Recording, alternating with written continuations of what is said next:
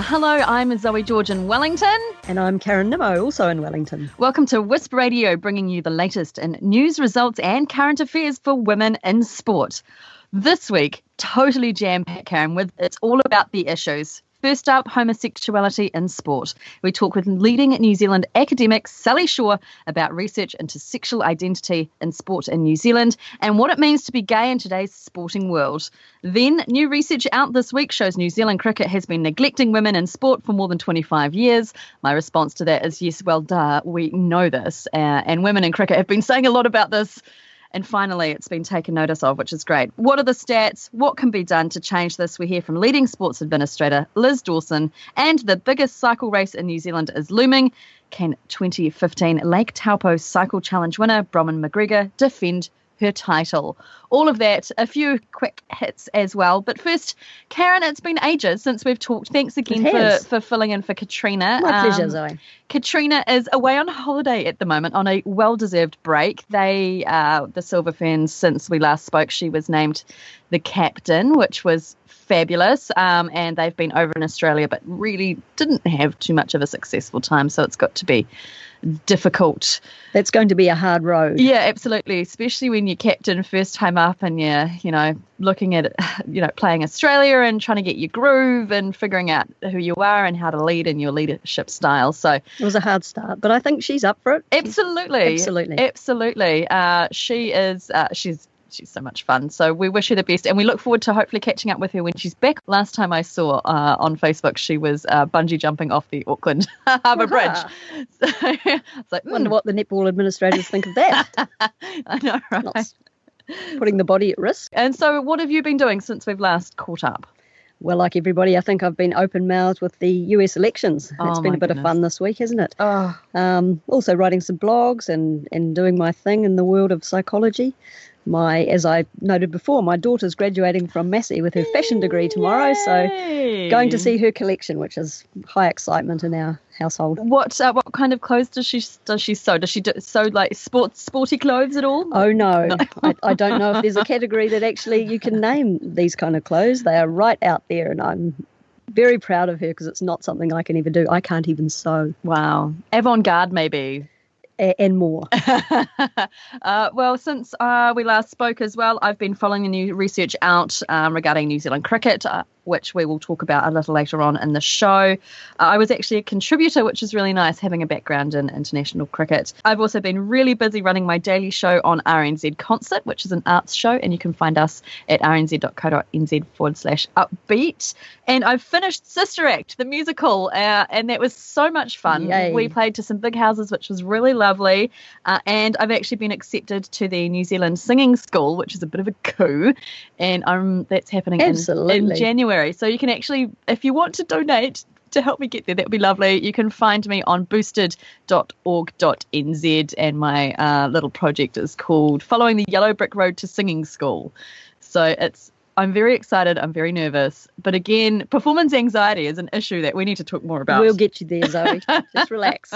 Oh, thanks.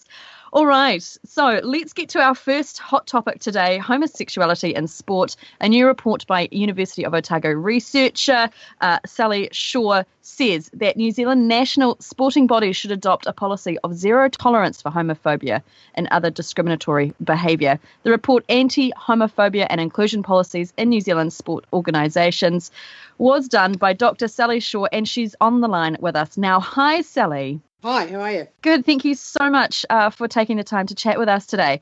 How long did this research take? I interviewed the participating organisations at the beginning of the year, so that took a couple of months, and just released the report at the end of last month. So 8 or 9 months in total. And you spoke with rugby, cricket, league, netball, football and hockey, is that correct? Correct, yeah. It's a few, it's the big sports in New Zealand. What I found was that all of the organisations are committed to the inclusion space.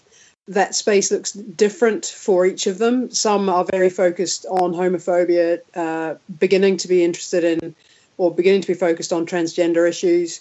For others, the inclusion space is slightly different. So they might be looking more at race or culture or gender. They are all committed to making changes in this area and realizing that they're not reaching out to the communities that they want to reach out to at the moment, and realizing that, the sort of conservative history of many of their sports, they haven't done a great job of reaching out to various groups. The areas that they will need to work on are particularly youth sport, and also particularly reaching out to those people within their organisations who are, in the case of homophobia, who are gay, lesbian, bisexual, trying to figure out what those people's experiences have been like, and how those experiences can, what can the organisation do to make the experiences of those people better in their organisations. Did different organisations have different outcomes? For example, is rugby more accepting of those who identify in that way, or compared to cricket? It's hard to compare because the sports are so different in size and in structure and so on. What rugby has to its advantage, of course, is it's big and it's societally it's influential, and the changes that we're seeing in rugby, or the attempted changes through the diversity group that's been set up there recently, that speaks to the energy and the resources that they have to address some of these things. An organisation like cricket, which, as you know, has just had a report out on women in cricket. They're still a big organisation in terms of New Zealand national sport organisations, but they're a minnow compared to rugby. So in terms of the question of were they comparable, I think the answer is no, because they're so different. What was similar though was that the sports are beginning to identify areas where they really are lacking in terms of being diverse. Yes, your research shows that organisations need to reach out to lesbian, gay, bisexuals and other marginalised groups within their sports, as you said, youth, and that they're more likely that young lesbian, gay and bisexual athletes are far more likely to stay, quote, in the closet because of fearing of bullying and discrimination than older adults. Athletes, which I find quite fascinating. Karen, from your point of view, why do you think that is? Well, I'm interested to ask Sally actually what if she's noted a difference between male and female issues in this, because as a psychologist, it's quite a different landscape. With women, often from my point of view, they're a little bit more open. The male athletes are very much closed down and not willing to share that sort of part of their lives with anyone much. I would agree. I think in some sports, women feel more open about coming out, about talking about sexuality across the spectrum of sexualities. I think they just are more open in that space. I think some sports are accepting of lesbian and bisexual women, and in fact are considered to be, for those people are often considered to be a very sort of safe space. But then the flip side of that is I'd say some sports probably are not places where lesbian and bisexual women feel particularly welcome. For men, I mean, you're going back into ancient history with the old traditions of the muscular heterosexual man who plays sport, and that is a very, very strong cultural belief around who plays sport and what our sporting heroes and inverted commas look like. So the space for gay men and bisexual men, that's a very, very difficult space, I think, for people to come out. And one of the things that I keep hearing is, all it takes is for one All Black to come out, or all it takes is for one black cap to come out. And I just disagree with that entirely, because I think that for a start, that would put enormous pressure on one young man to do that. I agree. While he's still playing, it sets that person up for all kinds of difficulties when they're trying to do their career, which is playing a sport professionally. And also, it doesn't it doesn't say anything about the culture of a sport that okay, right, you might have your gay All Black, fine, but what about, you know, the bloke who's playing in, you know, the bush league down the road sort of thing. You know, that doesn't work for me. But yeah, interested to hear your thoughts on that, Karen. Oh, gee, yeah, it's such a, I agree. I totally agree with you as in one person coming out. I don't think that changes the landscape at all. I've had, you know, athletes that will go to great extent. They'll do things like say they're religious or hide behind that in order to, you know, cover up for the fact that they don't have a girlfriend. And as I said, it's more pronounced with men.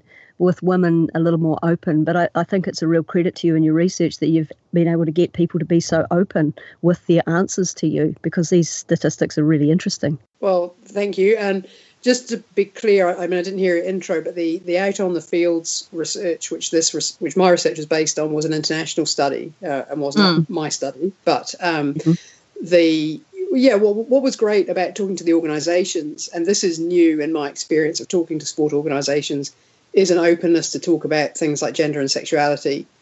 I've been doing this kind of research for nearly 20 years, and this is the first time that I've had sports say, yep, actually, we need to do something here. You know, and that's just, from my perspective, that those sports organisations are able to have those conversations is a huge step forward for them. Absolutely. Yeah, no, I completely agree. This does need to be done.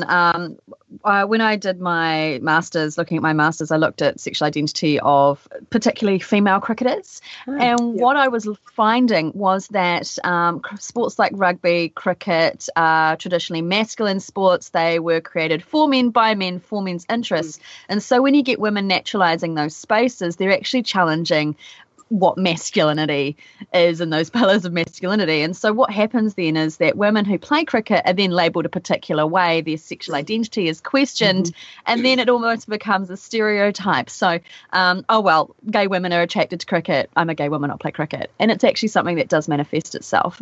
I've found, and so being a straight woman who played cricket, I found it very interesting and an interesting environment. Of course, it's supportive. We support each other in this environment.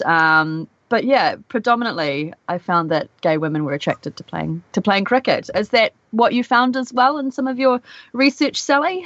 Well, I didn't speak to athletes themselves. You know, I mean, anecdotally, I've played sport all my life, so you know, I'd agree in principle with some of those comments. I think what I'm trying to get to with this research is I'm trying to get organisations and sports people to just take a step back and we do kind of immediately go to, rugby is a traditionally masculine space, so women who play rugby or play cricket or league or whatever, who are gay and lesbian may find that to be an accepting space for the reasons you described. But what I'm trying to get at with my comments to the sport organisations is, you know, there are gay and lesbian people everywhere in all walks of life, teachers, you know, doctors, the whole lot. The fact that there are gay and lesbian, bisexual people in sport shouldn't be a surprise, and nor should it be something to be afraid of or labelling. And you know, still there's that feeling that the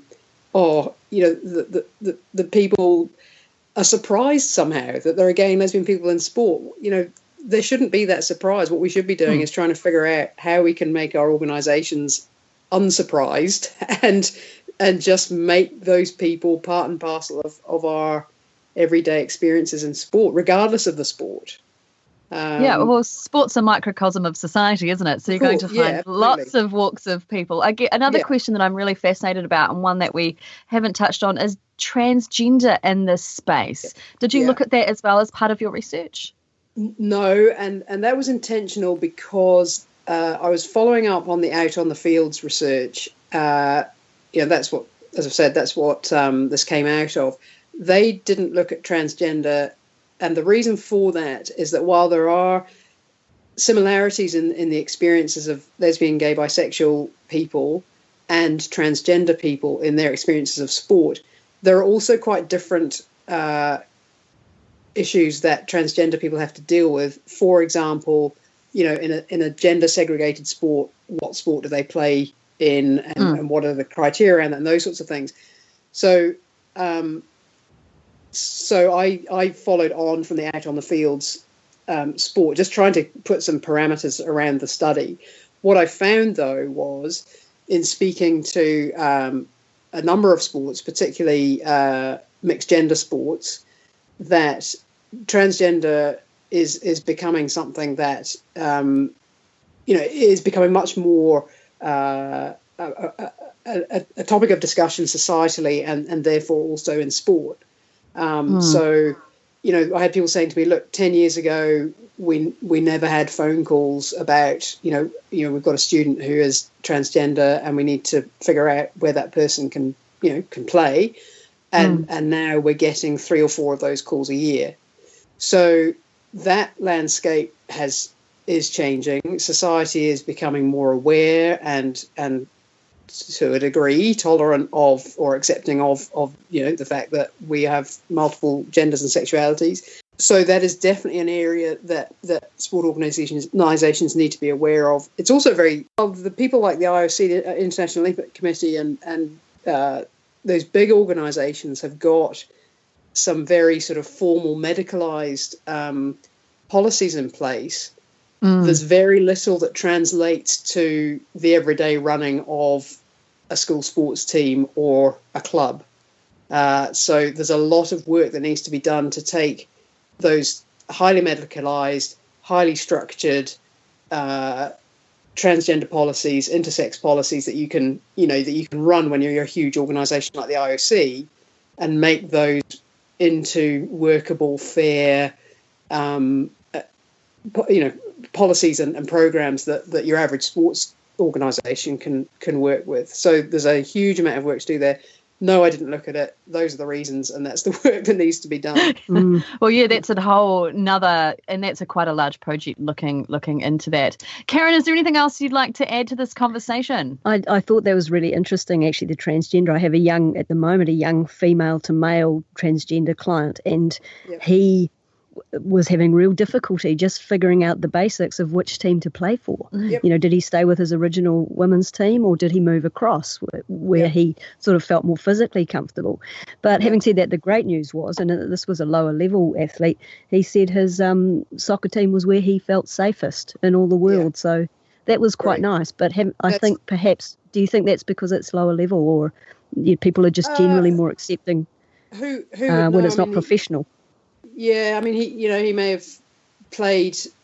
Oh, look, there's no doubt. There's huge, as you well know, there's huge social and cultural, benefits from and support from being in a team, supportive team, and those people, I'm guessing are friends and so on, and therefore supportive. In terms of your lower level, upper level question, I mean, it's an interesting question, and I think. The minute you get high performance sports people, you get the media, and I mean that goes back to the point we were making earlier about if an All Black comes out, everything will be rosy. Well, you try coming out under the the glare of the media. But to go back to your point, I think your transgender client. Yeah, that person is around people who care for him and therefore hopefully are supportive of him, and that's great. I'm really heartened to hear that. There is some great work out of Canada around this area, which I'd be happy to point you to if you would like to offline, Karen. Absolutely, thanks, Sally. Great. Thank you so much, Dr. Sally Shaw of Otago School of Physical Education, Sport and Exercise Sciences. Thank you so much for your research and for doing this, because it actually does mean a lot too. It really does. Yeah. It's a real step forward. It is, absolutely. So thank you. We will stay in touch and follow your progress with this. But thank you so much for your time. Thanks for your time. Have a great day. You too. Bye. That was Dr. Sally Shaw on her report, Anti-Homophobia and Inclusion Policies in New Zealand Sports Organisations. It is such a fascinating topic.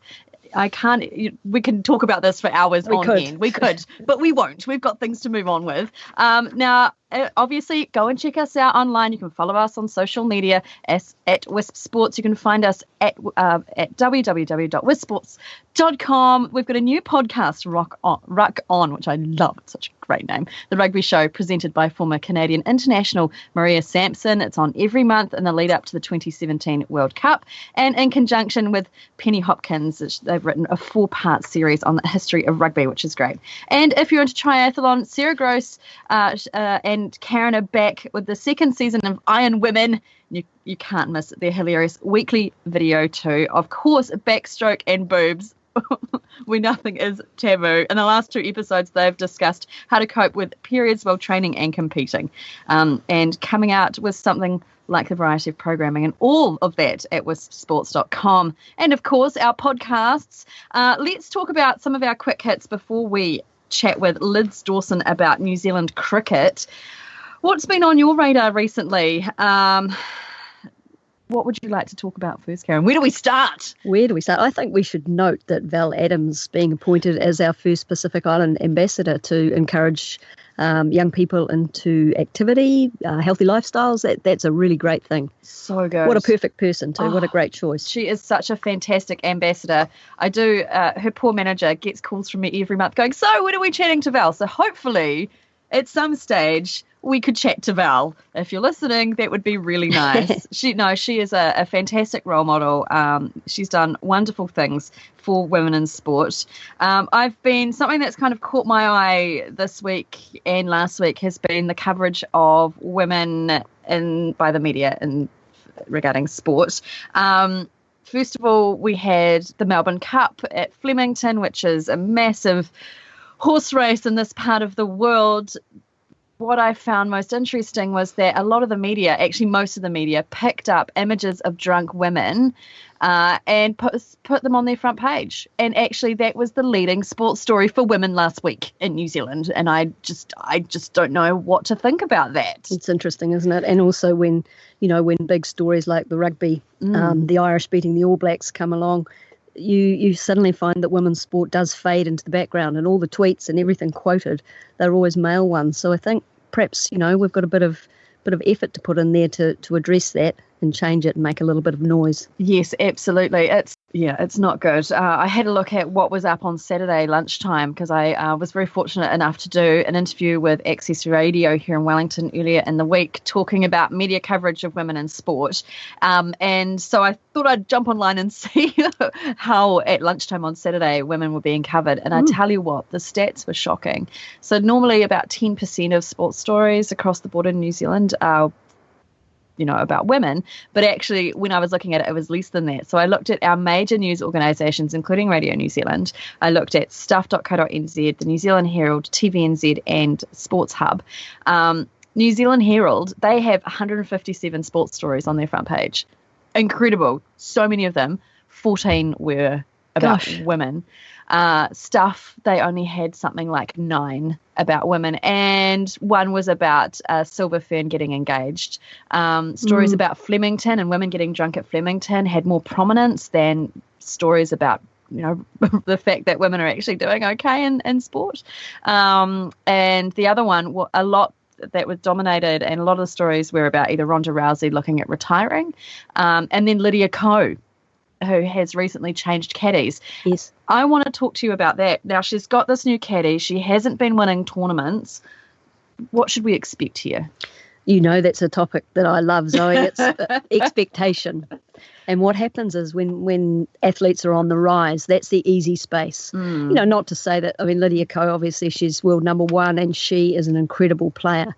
But it just shows that even the best, once they get into a space where suddenly the expectations go up, there's money at stake, you have staff, people are expecting you to win, then suddenly that puts a huge pressure on your game. And what you find is athletes always look immediately to the physical.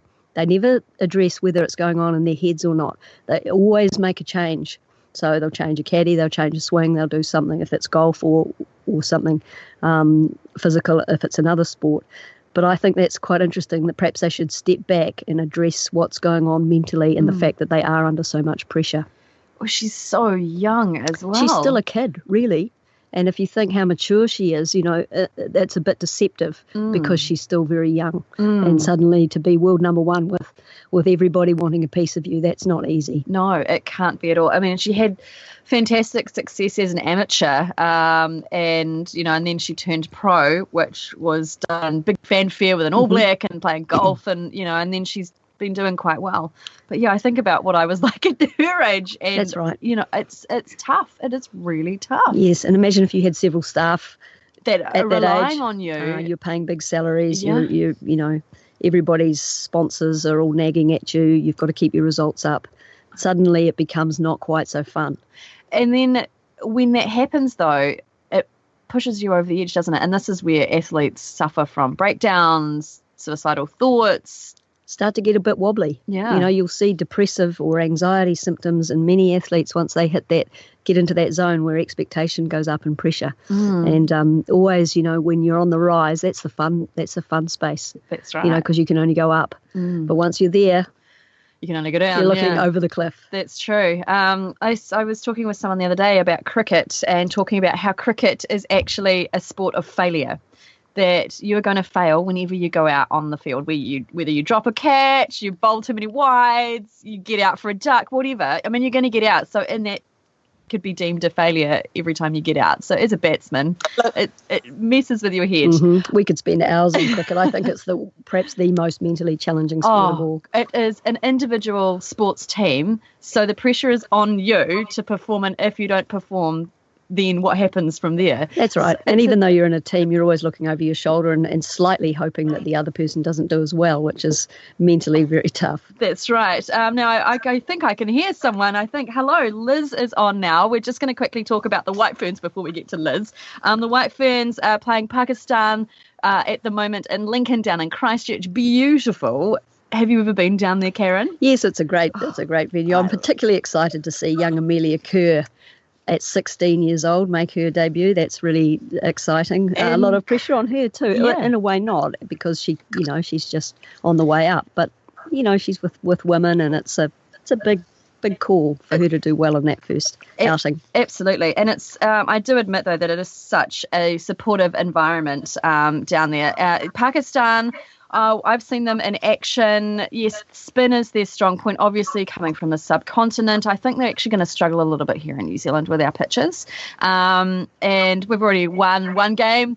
Today we've got another one down at Lincoln, and this means that if we win this series, then it's automatic entry into the World Cup, which I think the White Ferns, I think they're looking good. They had a really good, strong showing against South Africa recently. Strong team. Absolutely. Women in cricket, my favourite topic. Liz Dawson joins us now. Hello, Liz. Thank you so much for joining us to talk about New Zealand cricket and this independent report into the way that women are kind of seen and neglected.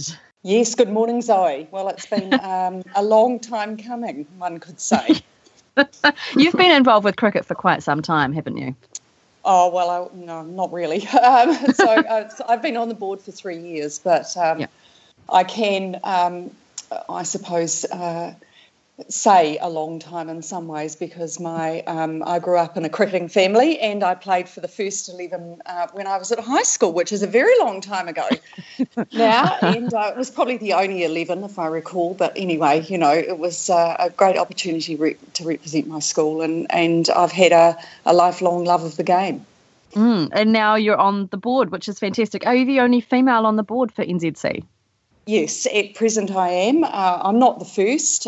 Dame Therese Walsh is one of my predecessors, and there have been other women prior to that. But, yeah, I'm currently the only woman on the board. But really amazing opportunities have arisen out of the work that Sarah Beeman has done on the Women and Cricket independent study. So while that work has been going on, there's been these things that have arisen where New Zealand Cricket have said, well, let's do something about it. Even while we haven't got the full results of the report, there are still some things that we can do while it's going on. And one of them is that Debbie Hockley has been nominated to be the president of New Zealand Cricket, and that will be confirmed at the New Zealand Cricket AGM, which is next week in Christchurch.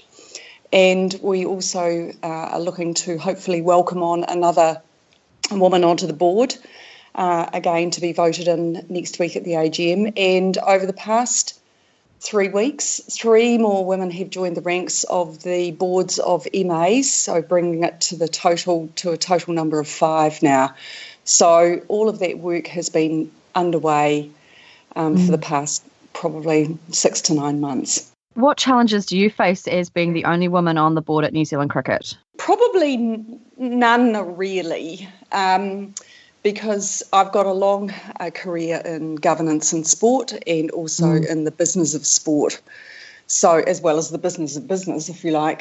So I guess I've sort of, have a credibility and experience that is listened to around the board table. One of the things I do find as being probably different on the New Zealand Cricket Board is that essentially 3 years ago we were virtually a new board, and so new people coming in, Sir Richard Hadley, Martin Sneddon, Jeff Allett, Neil Craig, amongst 2 or 3 others who had come through from the old board. So essentially it was a new set of circumstances, a new board, a new dynamic and a new attitude around the board table. And we all respect each other and respect each other's experience, and actually it's a very collegial board. Let's talk about this research that was conducted by Sarah Beeman, who is a former Auckland representative. She said during this that she thought she was, at quote, studying an endangered species at times, which is true. And it found, here's some interesting statistics, it found over 90% of cricket clubs don't have any female-only teams, while 60% of clubs don't offer cricket for girls at all. It also shows that there's been a significant drop on the number of women in governance positions in the last 20 years, and women fill only 6% of governance roles compared to 38% in 1993. Her report also shows that 10% of players are female, and of those 10%, 90% are under 12. So we're getting them young, but we're not retaining them. Yeah, it's pretty bleak, isn't it? And that's a word that I've used a number of times in describing the results. And we've got to put our hands up and say, as an organisation, over a number of years, the support of the women's game hasn't been what it should have been.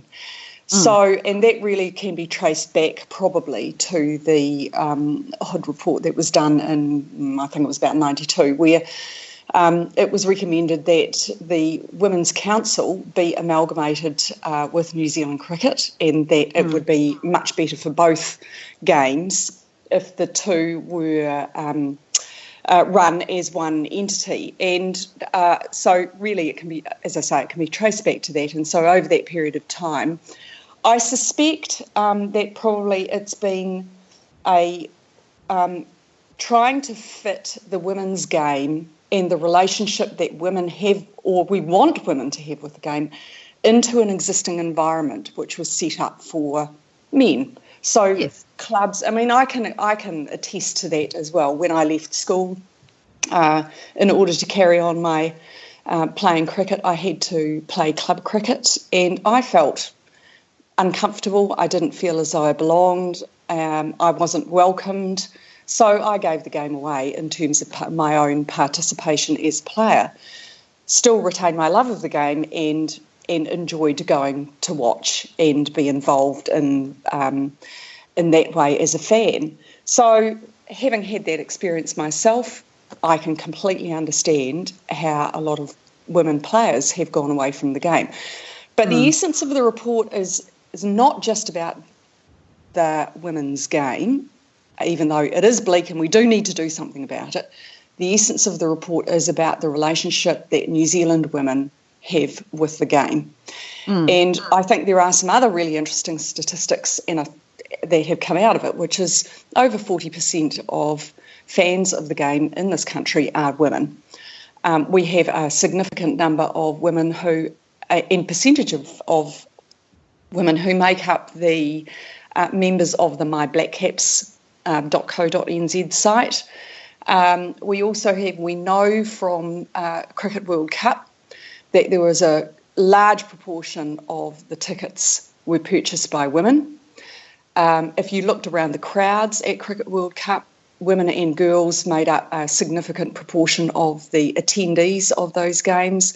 We know from statistics from our television figures that broadcast figures that we know that women are watching the game on television. So it's about watching men's. We're watching men's games, not women's games. Sure. You know, sure. And I, you know, it's great that we're engaging with that. But when you get an organisation like New Zealand Cricket, who said not that long ago, quote, they're not interested in the women's game because it's not funny, not commercially viable. That is what one of the managers at New Zealand Cricket said about the women's game. And that was not that long ago. It would have been about 6 months ago that was said. So when that rhetoric is being given to women in cricket, no wonder we're going, hey, we're not going to play. They're not interested in investing in us. So I think this report has got, I don't know, it's going to be a good thing.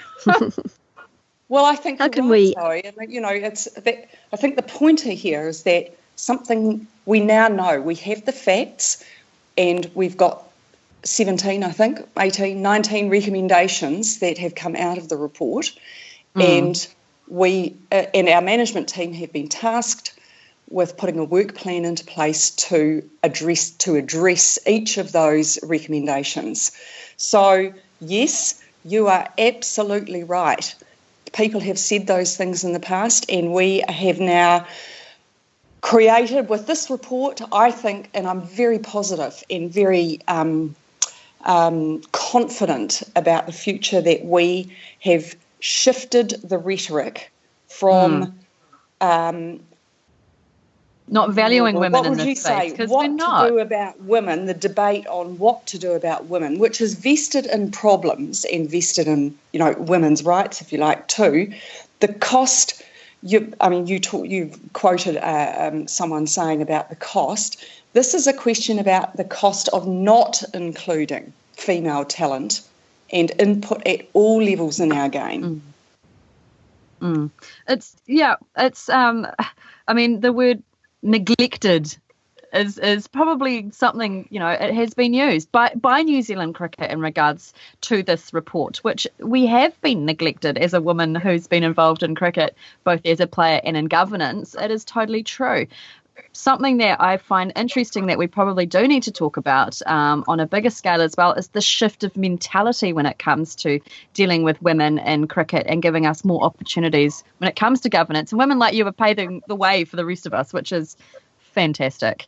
But there's still an old boys mentality. It's still run by men for men's interests. Women are just kind of, oh, you know, little girls, lovely, go off and play, you know, go and do your thing.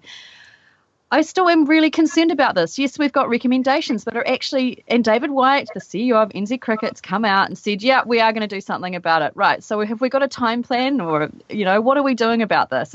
Or is it just going to be a fly away kind of comment? So you're absolutely right. I can't argue with anything that you've said there. New Zealand Cricket have only just, so the board has only just received the report. And as I said when we initially started this discussion, there are things that have come out during the report, the research part of the report, that have clearly shown that there were actions that could be taken prior to the report actually being finalised. And those things are around, so the first one of those was around governance and senior management. So the encouragement and the change of bringing women into governance is already underway, and into senior management is already underway. And I gave you the figures of that. So we now have 5 women in governance, 6 including myself. We'll soon have Debbie Hockley, 7. We'll soon have another woman on the New Zealand Cricket Board. So those processes are already underway. So and if I come back to your question about a timeline, I'll reiterate the point that I made just before. We've just received the report. Management has been tasked with going away, coming back to the board in a very short period of time with a work plan which will include the timeline of how to bring those recommendations to fruition. Right, so this is... Because it has to be done. This is a priority, yeah. Certainly is. It is a project that came out of our strategic planning process, which was done in November last year, where it was very clear that if we want to be, and this is, comes back to your point, Zoe, is if we want to be a game for all New Zealanders, a game that people can enjoy for all of their lives, whether they're children, whether they're in their teenage years or in their latter years like me, that they can enjoy this game in a way that suits them, and whether they want to participate as a volunteer or as a player. So in order to do that, we can't disenfranchise 50% of the population. Karen, what are your thoughts on this? I think you've covered it well between the pair of you. I think it's fantastic that cricket has owned the problem, though, and I agree with Liz. I mean, there's quite a leap, though, isn't there, from all this watching and that women are doing and all the interest that they're showing into actually playing and to governing. So that's a challenge. I always think the action is the more interesting part than the talking, but I agree the talking has to come first. So best of luck. Thanks, Karen. I think, one of the really interesting things that's come out of this too, and is that young girls and young women want to play the game differently from the way the men's game is played. So potentially a different format, or they have different motivations in playing it. And I'm not talking about at high performance level, I'm talking about at enjoyment and participation level. So, and that would have suited me as an example. I was never on a high-performance path for cricket because I was never good enough. But I enjoyed playing the game because I was with my friends. It was a social activity as much as a sporting activity. There was fitness, there was enjoyment and fun and laughter around it.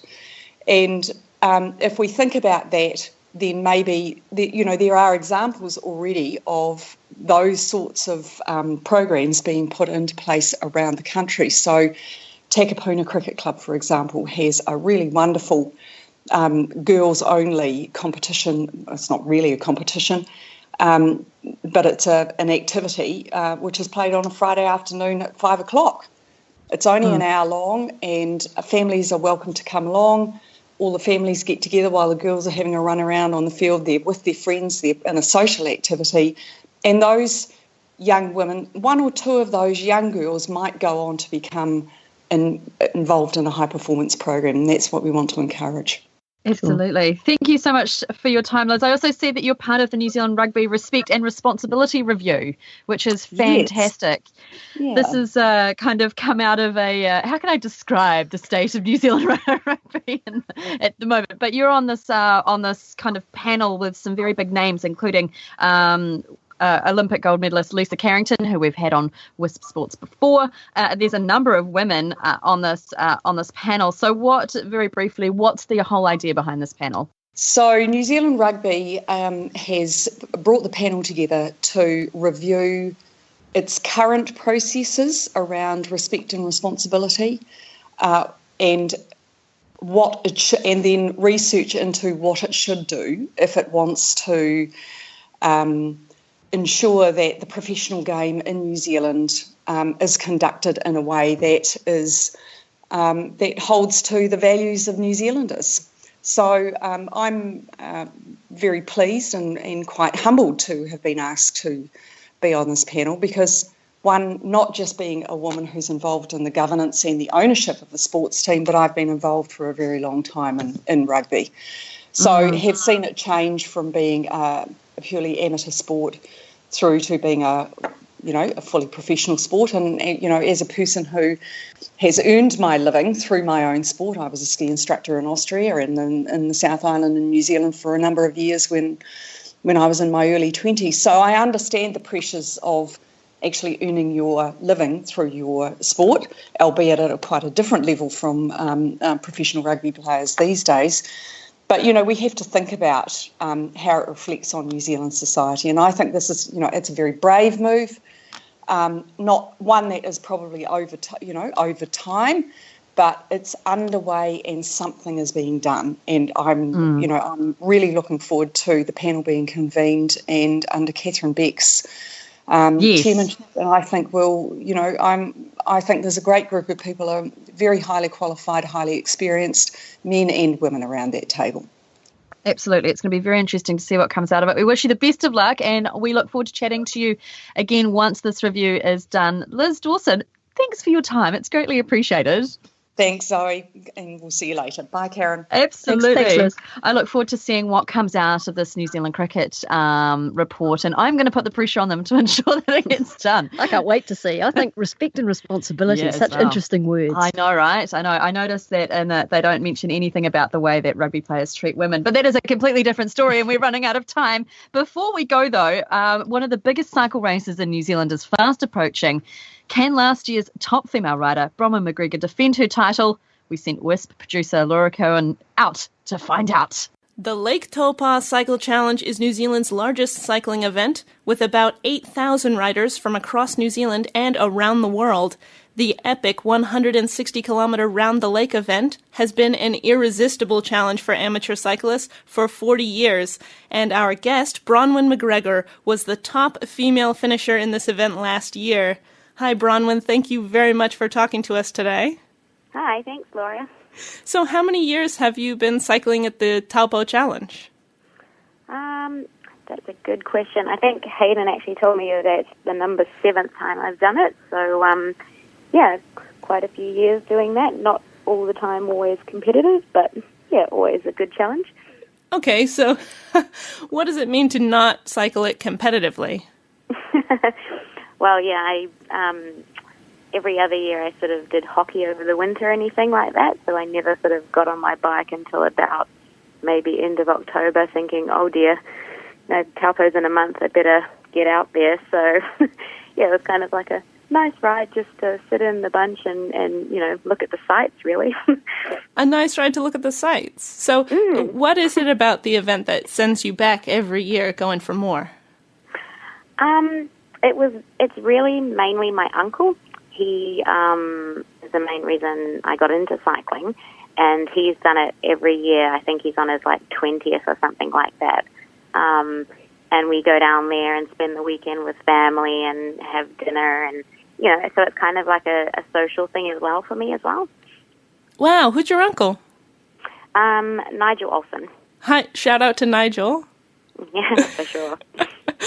Wow. So is it that kind of event where people will do it every year for 20 years or more?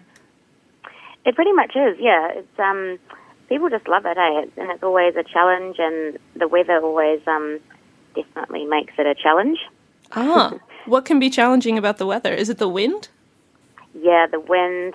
Because it's near the lake, it's quite cold, and it's sort of like just where it's coming into summer in New Zealand, where the wind and the rain are sort of not sort of even, so to speak.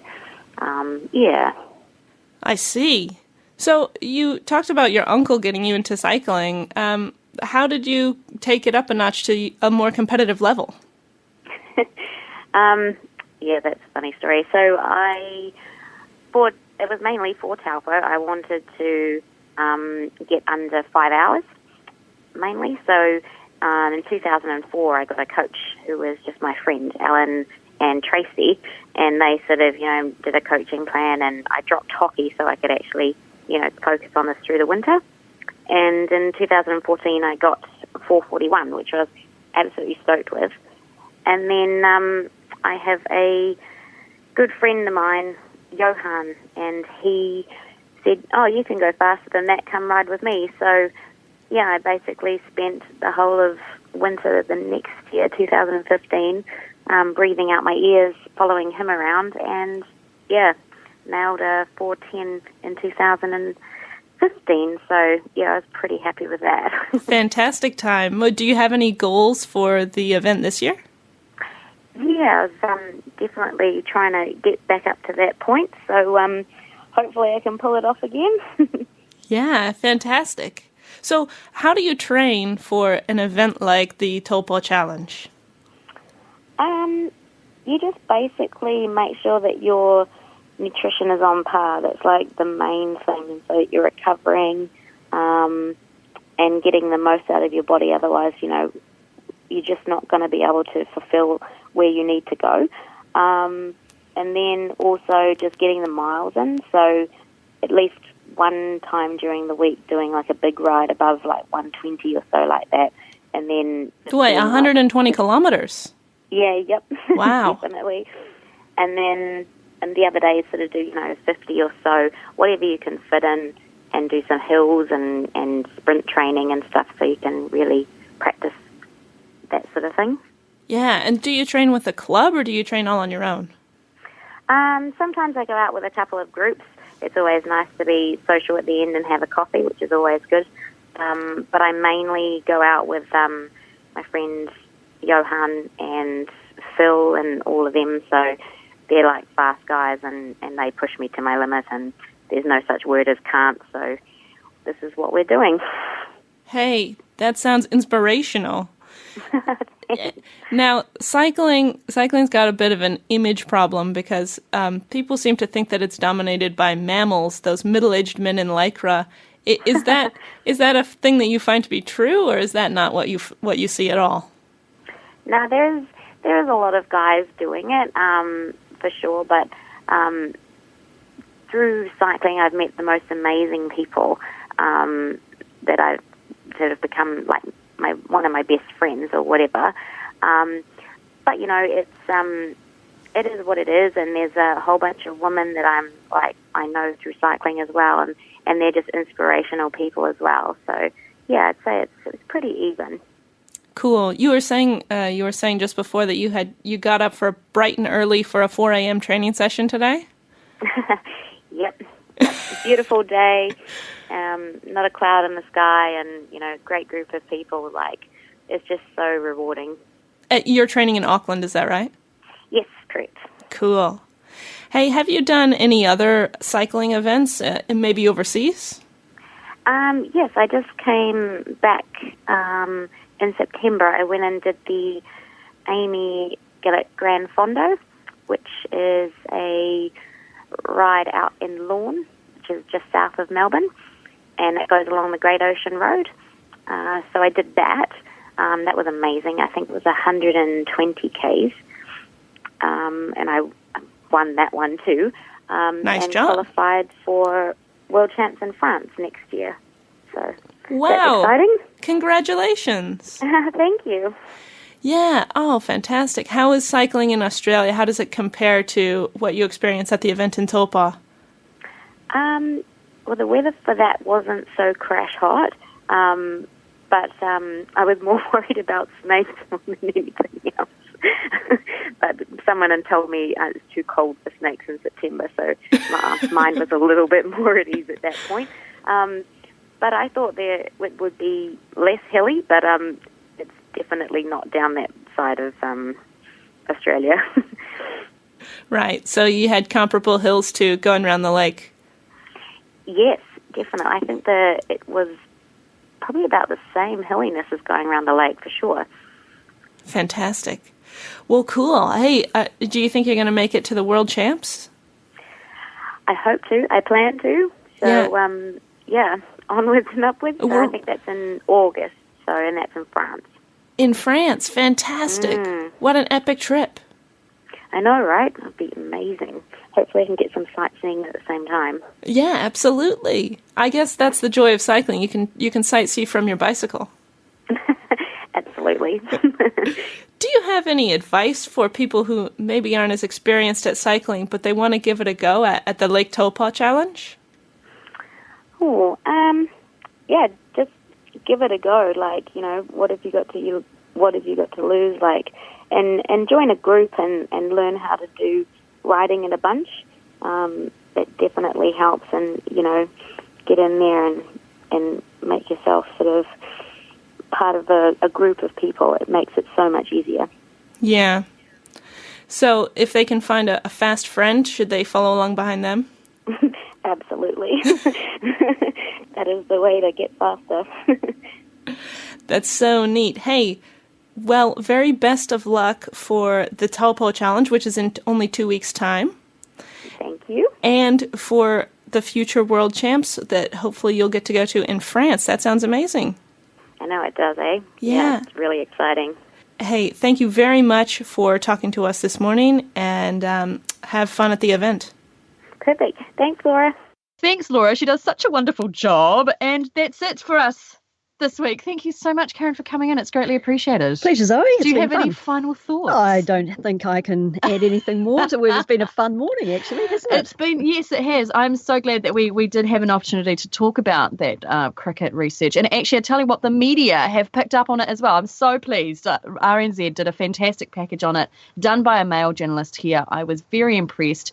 They kind of released it the same day as the US elections, and I was like, oh, great, that's just going to be swept under the carpet.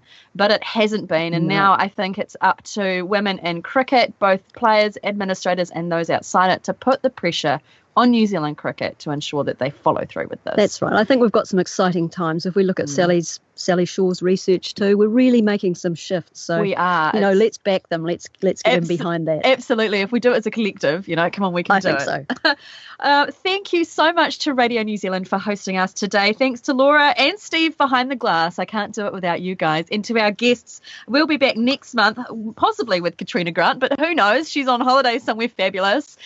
Karen, it's been so wonderful. I always love having you in the studio. You bring an interesting insight to sport for us. Thanks, Zoe. Thank you so much. Best of luck for your singing school. I hope you get lots of dollars flooding in. Oh my goodness, I'm so nervous. It's terrible. And don't forget to like, share us on social media at WiSP Sports, and you can find me at producer_Zoe. Karen, what's your Twitter handle? Karen at On The Couch, and I'm on Facebook too, Karen Nimmo Psychology. Awesome. We'll follow. Thanks so much. Bye for now.